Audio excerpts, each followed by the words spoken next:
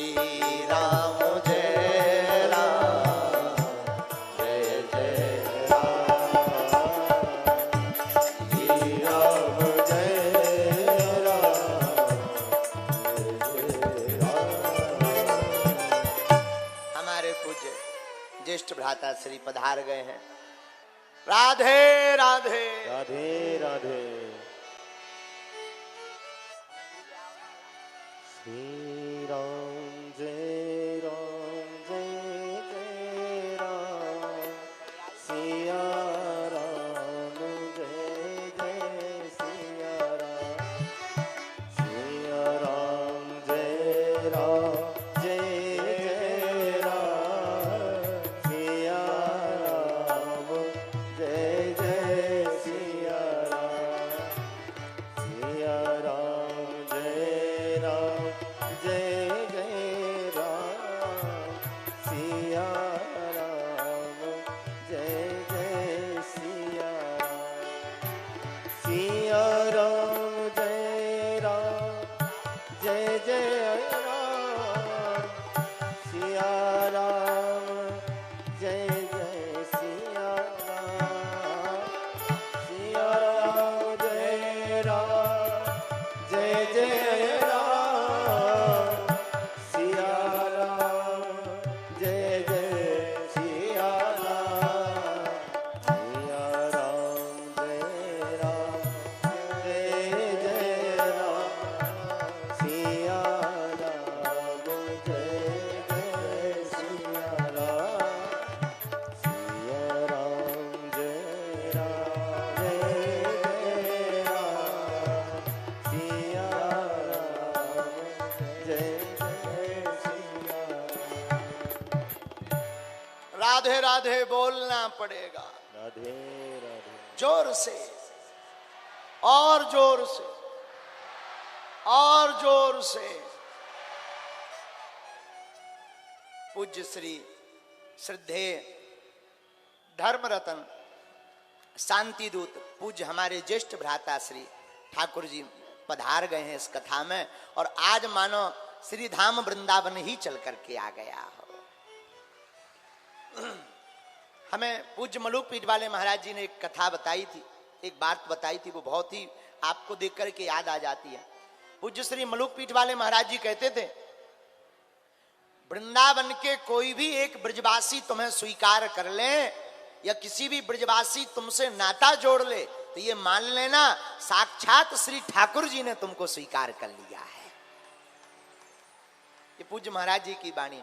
तो हम तो हमारे जीवन में वैसे तो हम 6 भाई हैं, उन भाइयों में बड़े भाई हमारे ये हैं, और केवल वाणी में नहीं, मंच तक नहीं, हृदय से भी डांटने का अधिकार, डांट भी देते, समझा भी देते, लाड़ भी बहुत करते, प्यार भी बहुत करते, दुलार भी बहुत करते। सच बताएं हम बहुत भाग्यशाली हैं, आपके जैसा जो बड़ा भाई हमको प्राप्त हुआ है। श्री प्रियाकांत जो सरकार की और श्री बागेश्वर बालाजी, हम व्यासपीठ पर बैठकर यही प्रार्थना करते, काऊ की नजर ना लगे, और जो नजर लगावे वाला है उनकी ठटरी बढ़े हैं। हाँ। तो आज कथा में आप पधारे, कल भोपाल में ही आपकी कथा पूरी हुई, और एक और आपने दिव्य संकल्प इस भारत के लिए दिया। एक जमाना और आज एक ऐसा जमाना है, और एक समय ऐसा था जहां युवाओं बच्चे थिएटरों में जाकर के, डिस्को में जाकर ठुमका लगाते थे, लेकिन आपने एक ऐसी क्रांति, एक ऐसी लहर स्थापित की है कि अब युवा राधे राधे बोलकर श्रीधाम वृंदावन जा रहे हैं। आधे से ज्यादा बच्चे ऐसे बैठे होंगे जिन्होंने आपको देख करके कंठी माला और तिलक लगाना प्रारंभ किया। किन किन ने देखा ऐसा? हाथ उठा के बताओ। हाँ, बूढ़े भी उठा सकता, आप भी भूतपूर्व जवान ही हो। हाँ, बूढ़े भी। हाँ, अब जब आपके समय में जो युवान रहे होंगे वो अब बेचारे बूढ़े हो गए, तो अब भूतपूर्व जवान होंगे वो। तो आपने एक अद्भुत क्रांति फैलाई, और आपने कल एक बड़ा दिव्य संकल्प लिया। उस संकल्प की कल हम रात से अकेले में भी सराहना कर रहे हैं, भगवान से प्रार्थना कर रहे हैं। आपने संकल्प लिया कि जब तक कृष्ण जन्मभूमि भी अयोध्या की भांति नहीं सज जाएगी तब तक आप इस देश में जगह जगह आंदोलन करेंगे। कौन कौन इस, वैसे हम भी शामिल हैं इसमें, हम भी चाहते हैं कि अयोध्या तो सज गई, अब मथुरा बाकी है। ऐसे मानो अयोध्या तो झांकी थी, मथुरा बाकी है। कौन कौन है इस आंदोलन में तैयार? पक्का झूठ तो नहीं बोल रहे, मौदे की तो नहीं कर रहे हैं, बब्बा जो नहीं था टंगे हैं ऊपर, अब ही लफड़ा हो जाए। तो आज बड़ा ही सौभाग्य है। कल आपने कहा कि आप आओ पहले भोपाल, वहीं से फिर ये संकल्प लेते हैं। और भोपाल अपने मध्य प्रदेश की राजधानी राजा भोजपाल की नगरी से ही यह दिव्य संकल्प उठा है। और हमें भगवान पर भरोसा है, एक दिन ऐसा आएगा आपकी जीत होगी और भगवान कृष्ण का दिव्य मंदिर भी बनेगा। तो पूज्य श्री भी पधारे, हमारे एक भैया और विराजमान हैं बगल में, पूज्य श्री विजय भैया जी। आप श्री प्रियाकांत जी मंदिर शांति सेवा धाम के सब काल देखने वाले हैं। भगवान आपके ऊपर भी कृपा बनाए, ऐसी भगवान से हम प्रार्थना करते। अब आगे की कथा बढ़ाने के पहले हम पूज्य भैया से प्रार्थना करेंगे कि अपने आशीर्वचन और राधे राधे, हाँ, इसके बाद फिर आगे की कथा हम लोग करते हैं। बोलो वृंदावन बिहारी। अरे डेस्क का है, हाँ माइक, अच्छा खड़े हो जी।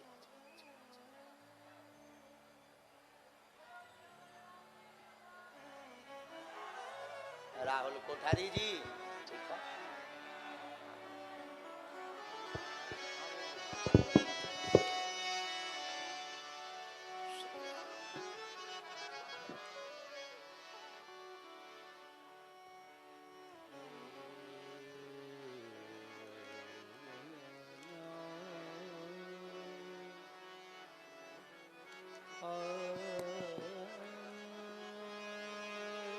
बोलिए बागेश्वर महाराज की जय, श्री बालाजी महाराज की, श्री सन्यासी बाबा की, साधु जी, साधु जी, राधे राधे। देखो सुनो, हम धीरे सुनने के आदी नहीं है, न धीरे बोलते न धीरे सुनते, चकाचक बोलते और चकाचक सुनते। क्या बोलना पड़ेगा? राधे राधे। क्या बोलना पड़ेगा? व्यासपीठ पर विराजमान मेरे प्यारे प्रिय, अभी व्यासपीठ पे विराजमान है, इसलिए पूज्य महाराज श्री महाराज जी ने जिस तरीके से एक धर्म में, युवाओं में जो एक क्रांति लाई है वो अद्भुत है। और ऐसी क्रांति जो हम सब के लिए, सनातन के लिए बहुत जरूरी है। हमने देखा है, हमारे जीवन में कई बार ऐसा अनुभव हुआ है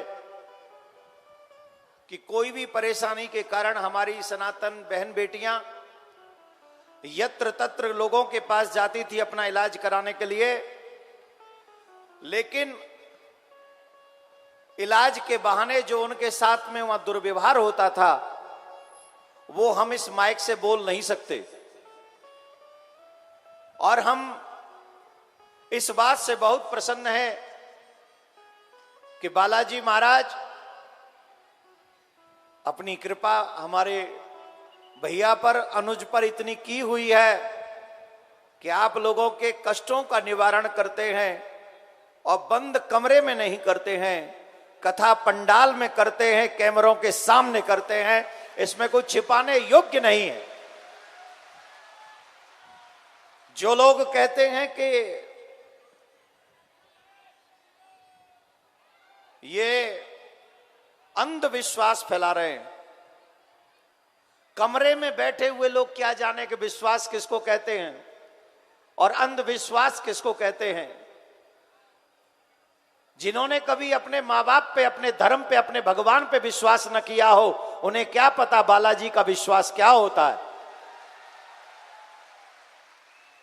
जो एक जगह पर बैठकर कहते कि I don't believe in God, मैं भगवान को नहीं मानता, तो जब तुम भगवान को ही नहीं मानते तो फिर चमत्कार को कैसे मानोगे, हनुमान जी की कृपा को कैसे मानोगे? क्योंकि तुम्हारी नजर में तो हनुमान जी है ही नहीं, और जिनकी नजर में नहीं है वो नहीं जान पाएंगे कि बालाजी क्या है, कृपा किसको कहते हैं। जय जय जय हनुमान गुसाई, कृपा करो गुरुदेव की नाही। कौन ऐसा है जो हनुमान जी की कृपा को ठुकरा सकता है? कोई भी नहीं। जीता जागता सबूत हमारे मध्य में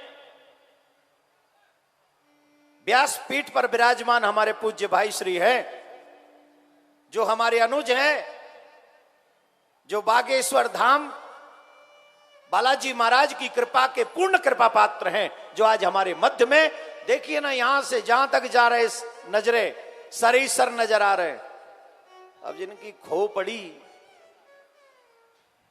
किसी के होता है सर और किसी की होती है खोपड़ी। सर तो झुकने के लिए है, पर जिनकी खोपड़ी, खोपड़ी का मतलब है जो खोई पड़ी, वो है खोपड़ी। जिनकी खो गई है और कहीं पड़ी है, वो क्या जानेंगे कि बालाजी महाराज का क्या कृपा है और क्या चमत्कार है। परख सकती नहीं रत्न को हर इंसान की आंखें, परख सकती नहीं रत्न को हर इंसान की आंखें, दिखाई हनुमत क्या देगा जब न हो जब तक ज्ञान की आंखें। मैं बार बार व्यासपीठ को नमन करता हूं। मुझे पता है कि आप महाराज जी को सुनना चाहते हैं, लेकिन इतने बड़े सनातनियों के बीच में कल जो हमने एक संकल्प लिया है, उस संकल्प को व्यासपीठ के आगे दोहराते हुए अपनी वाणी को विराम दूंगा। वो संकल्प है कि जैसे भगवान श्री राम का मंदिर निर्माण हो रहा है, कोर्ट के माध्यम से जैसे भगवान श्री राम आजाद हो गए हैं, हम और आप सनातनियों को मिलकर एक ऐसा कार्य करना चाहिए जिससे अब हमारे भगवान श्री कृष्ण भी आजाद हो जाएं। मैं एक बात पूछना चाहूंगा, अगर हमारे घर का कोई सदस्य, हमारे घर का कोई सदस्य कारागार में कैद हो, क्या हमें रोटी अच्छी लगती है? क्या हमें कोई कपड़े नए पहनने का मन करता है? जवाब देते जाइएगा। सिर्फ कथा सुनने कोई हिंदू नहीं कहते। फेसबुक पे, व्हाट्सएप पे, सोशल साइट पे हिंदू बनना बंद करो। अगर हिंदू बनना है तो दिल से हिंदू बनो, और जब दिल से हिंदू बनोगे तो कृष्ण जन्मभूमि बनने से कोई नहीं रोक सकेगा। हमारी प्रॉब्लम ही यह है, टीवी पे हम हिंदू बनेंगे, फेसबुक पे हम हिंदू बनेंगे, सोशल साइट्स पे हम हिंदू बनेंगे, और घर में सुबह 12 बजे तक बिस्तर नहीं छोड़ेंगे, माथे पे तिलक नहीं लगाएंगे, गले में कंठी नहीं पहनेंगे, अपने माता पिता के पैर नहीं छुएंगे।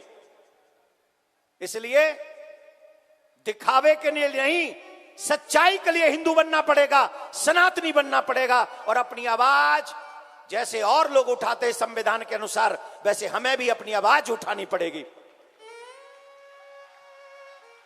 जितने भी लोग यहां बैठे, एक बात समझ लीजिए, बिना रोए तो मां भी दूध नहीं पिलाती। याद रखना, अगर तुम मांगोगे नहीं तो तुम्हें कृष्ण नहीं मिलेंगे, कृष्ण भूमि नहीं मिलेगी, काशी नहीं मिलेगी। अगर मांगोगे तो जैसे राम मिल गए हैं वैसे कृष्ण भी मिल जाएंगे, इसमें कोई दो राय नहीं। इन 26 साल के कथाक्रम में भगवान ने मुझे बहुत दिया है। भारतवर्ष में, भारत के बाहर सनातनियों ने मुझे बहुत दिया है। इतना लाड़ प्यार, इतना दुलार, इतना अपनापन दिया है। मुझे लगता है कि मेरे बाद अगर इतना किसी को मिला है तो मेरे भाई को मिला है। और मैं चाहता हूं कि भगवान जितना मुझे मिला है, आप लोगों का प्यार स्नेह, उसके हजारों गुना मेरे भाई को और मिलता चला जाए। लेकिन आज मैं आपसे एक बात करने आया हूं। कल हमने ये संकल्प लिया है, एक राष्ट्रव्यापी आंदोलन करेंगे और एक ऐसा आंदोलन करेंगे कि 100 करोड़ हिंदुओं को यह पता चले कि हमारे कृष्ण अभी बंदी गृह में है। आप जानते हैं, जहां पे गर्भगृह है, जहां भगवान का जन्म हुआ है, वहां कोई व्यक्ति दर्शन करने नहीं जा सकता। आपको मालूम है ये बात? उसके ऊपर गुम्मद बना हुआ है, वहां कोई दर्शन करने नहीं जा सकता। वहां मिलिट्री के हजारों लोग उस जगह की रक्षा करते, सुरक्षा करते। अगर आज मैं कह दूं ना यहां से कि कल मैं गर्भगृह के दर्शन करने जाऊंगा और वहां पूजा करूंगा, मैं दिल्ली एयरपोर्ट से निकलूंगा नहीं, उससे पहले चारों तरफ मेरे पुलिस होगी। तो बताओ, जब मेरे भगवान की हालत हो तो तुम नए कपड़े कैसे पहन सकते हो? तुम भोजन कैसे चैन से कर सकते हो? जब मेरा भगवान अरेस्टिंग हो, मेरा कृष्ण सैनिकों के देख रेख में हो और हम लोग आराम से बैठकर रोटी खाएं। मैं तो कहता हूं, खाओ, ताकत बढ़ाओ और आंदोलन में इतने शामिल हो जाओ कि हमारी बात को भारत सरकार भी सुने, हमारी बात को सुप्रीम कोर्ट भी सुने और हमारी बात को वो लोग भी सुने जो हमारी जगह पर अपना अधिकार जमाते हैं।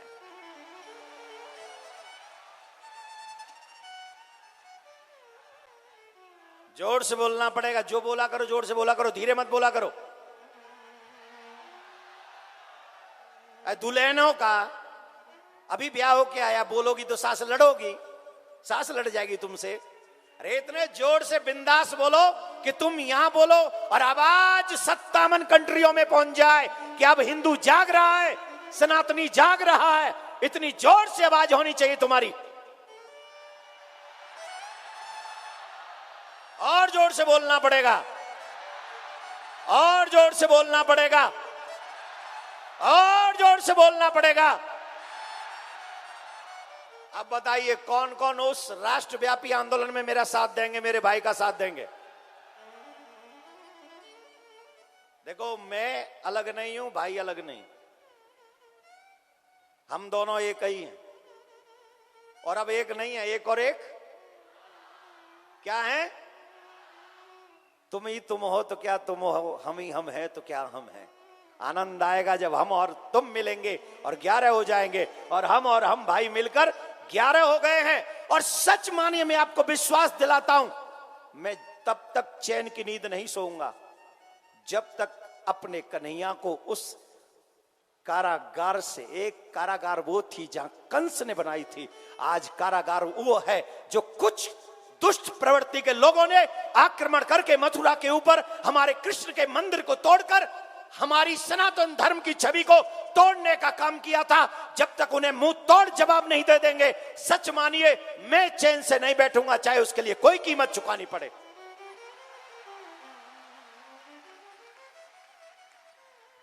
आप सभी से एक प्रार्थना कर रहा हूं भैया के सामने, ट्विटर पे, फेसबुक पे, जिस जिस सोशल साइट्स पे आप हो, अपने नाम के पीछे सनातनी लिखना प्रारंभ कर दो और आज से तैयारी शुरू कर दो कि जब भी राष्ट्रव्यापी आंदोलन होगा कृष्ण जन्मभूमि के लिए, हम अपने जीवन का कुछ महत्वपूर्ण समय अपने कन्हैया और कन्हैया की आजादी के लिए अवश्य लगाएंगे। ऐसा संकल्प करके यहां से जाना।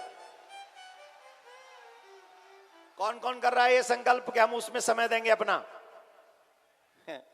जितने यहां बैठे सिर्फ इतने ही आ गए ना तो 57 कंट्री हिल जाएंगी कसम से। सिर्फ जितने यहां बैठे उतने ही आ जाएं।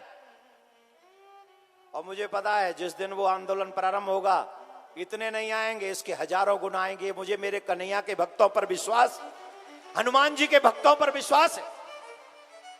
हम लोग बालाजी महाराज की शरण में बैठे हैं। मुझे बता दीजिए, हनुमान जी महाराज का काम क्या था? बताइए क्या काम था हनुमान जी का? रुक जाओ, ए फोटोग्राफर रुको, हमको बताओ हनुमान जी काम क्या करते थे? जब जब भगवान पर संकट आया तब तक संकट मोचन बनकर श्री हनुमान जी महाराज राम जी के जीवन में आए।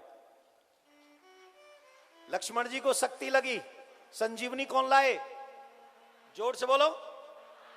सीता जी का हरण हुआ, पता करके कौन लाए? रावण अहंकारी हुआ तो लंका किसने जलाई? सुसैन वैद्य को लेकर कौन आया? जोर से बोलो। रावण को एक ही मुक्के में महाराज जी सुनाते हैं वो कथा। क्या डिग्री का महाराज जी, वो क्या डिग्री का था वो? हाँ वो वाला 160 डिग्री। अभी सुना दिया कि सुनाएंगे एक दिन? अभी नहीं सुनाया महाराज जी, सुनाना वो एक दिन में सुनूंगा, मैं भी सुनूंगा, बता देना मैसेज करके कितने बजे वाला। वो कौन सी इतनी डिग्री का पता नहीं, 160 डिग्री बताते महाराज जी। ब्रह्मा जी को आके बताना पड़ा कि थोड़ा डिग्री कम करो। मैं अभी नहीं बोलूंगा, वो तो महाराज जी बताएंगे। इनका बताने का वो जब बुंदेलखंडी में बोलते हैं ना, वो डिग्री घटाते हैं। वो डिग्री घटाने का style I like it, I love it. Degree घटा दुनिया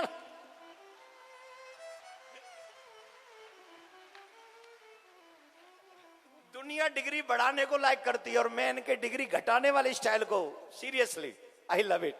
बहुत अच्छा लगता है वो जब आप बताते, वो भी बुंदेलखंडी भाषा में। अब हम इनके बागेश्वर धाम में हमने कथा की थी और वहां हमने एक शब्द सुना था महाराज जी के मुंह से, ठठरी। और बाद में हमने सुना वो ठठरी भी एक अजीब चीज हो गई है बाद में। तो हनुमान जी महाराज जिन्हें ब्रह्मा जी ने आके कहा कि अपनी डिग्री कम करो, रावण में एक मुक्का मारा तो रावण को ब्रह्मांड दिख गया था। जब राम जी को भरत जी को संदेश देना था तो संदेश लेके सबसे पहले कौन गए? जोर से बोलो। इसका मतलब जानते हो, जब भक्त को जरूरत पड़ती है तो भगवान सेवा करने पहुंच जाते हैं, और जब भगवान को किसी चीज की जरूरत होती है तो हनुमान सेवा करने के लिए पहुंच जाते हैं। तो मेरा कहने का अभिप्राय यह है कि कृष्ण जी के कार्य को करने के लिए हम सबको हनुमान जी का कृपा पात्र बनना पड़ेगा।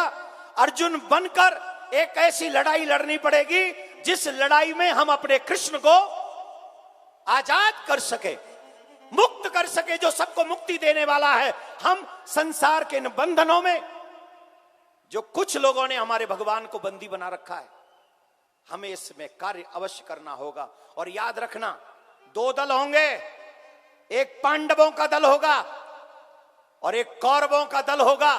ये हमें और आपको सुनिश्चित करना है कि हमें पांडवों के दल में खड़ा होना है कि हमें कौरवों के दल में खड़ा होना है। लड़ाई एक बार फिर होगी, महाभारत एक बार फिर होगा, कृष्ण का सुदर्शन एक बार फिर चलेगा और वो सुदर्शन चक्र फिर से एक बार सत्य की विजय करवाएगा और पुनः धर्म जीतेगा और पुनः हमारे सनातनी आजादी में अपने कन्हैया की पूजा मथुरा में चलकर करेंगे, इसमें कोई दो राय नहीं। लेकिन ये तभी संभव होगा जब हम और आप एक स्वर में आवाज लगाएंगे, कृष्ण को आजादी के लिए एक राष्ट्रव्यापी आंदोलन चलाएंगे। और ये सब संभव है। आपसे एक बात कहकर अपनी वाणी को विश्राम दूंगा, न पद चाहता हूं न प्रतिष्ठान चाहता हूं, न पद चाहता हूं न प्रतिष्ठान चाहता हूं, जो सुरक्षित हो आने वाली पीढ़ी, मैं ऐसा हिंदुस्तान चाहता हूं, मैं ऐसा हिंदुस्तान चाहता हूं। व्यासपीठ को बार बार नमन। अधिक समय लिया उसके लिए व्यासपीठ से भी क्षमा और आप सब जनता जनार्दन से भी मैं क्षमा चाहता हूं। एक बार प्यार से बोलना पड़ेगा मेरे प्यारे। ना जी ना, आपको जोर से बोलना पड़ेगा और जोर से बोलना पड़ेगा। अब बैठ जाइए, ये मत करिए, आप शांति से बैठ जाइए, वहीं बैठ जाइए प्लीज। राधे राधे।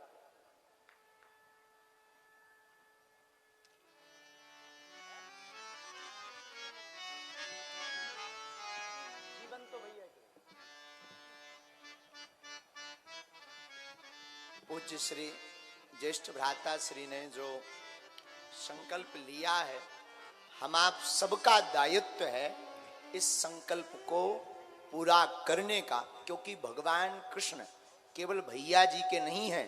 अरे नटवर नागर नंदा,